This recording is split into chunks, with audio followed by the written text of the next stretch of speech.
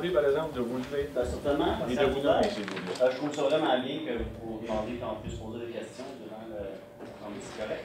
C'est quoi la modification de zonage que vous avez apporté, que vous voulez dire exactement? En fait, j'ai pas eu les plans complètement finaux. Donc, s'il y a des petites corrections, si on passe le règlement aujourd'hui, qui est adopté par le conseil municipal, on ne pourra plus faire des corrections. On parle de quelle place, de quel terrain? On parle sur la rue Laure? On parle de quoi? On parle, oui, en effet, du terrain coin Roulard et Saint-Martin.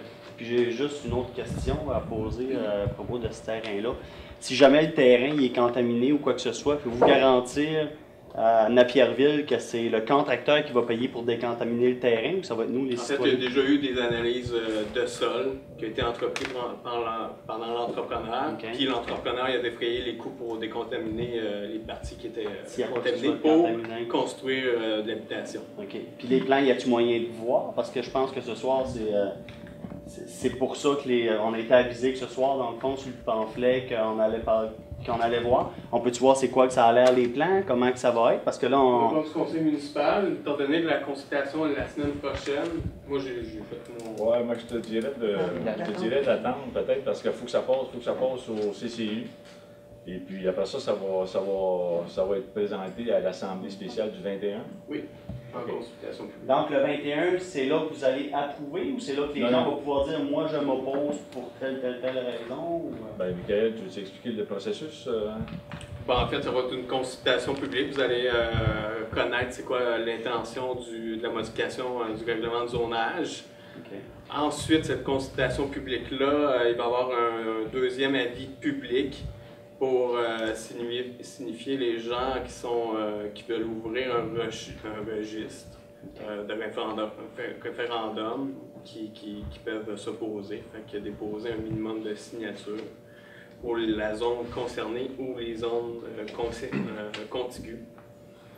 Et si on atteint le nombre minimum de signatures, on peut ouvrir un registre pour les gens qui veulent faire un référendum. Qui est de combien?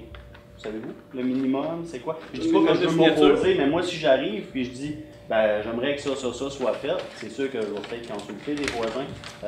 C'est pas parce que c'est personnel, je m'oppose pas à ce que la ville se développe, comme tout le monde ici. On a besoin de taxes, on a besoin de grandir, mais c'est sûr qu'on aimerait voir les plans, voir de quest ce que ça a l'air. Oui, ça, vous allez les avoir ça, aucune inquiétude. L'étude de Charbonneau est-elle récente? Oui, cette année.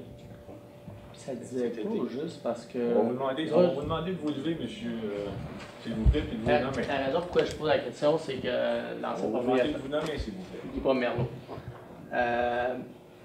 J'ai parlé avec Paul Bizarion, qui était de Univerco, et il m'a dit que si on creusait, on aurait des mauvaises surprises dans ces terrains-là. Il y a eu beaucoup de choses qui étaient enterrées lorsque la chope a été démolie. Est-ce que de quoi révéler l'étude du sol comme tel?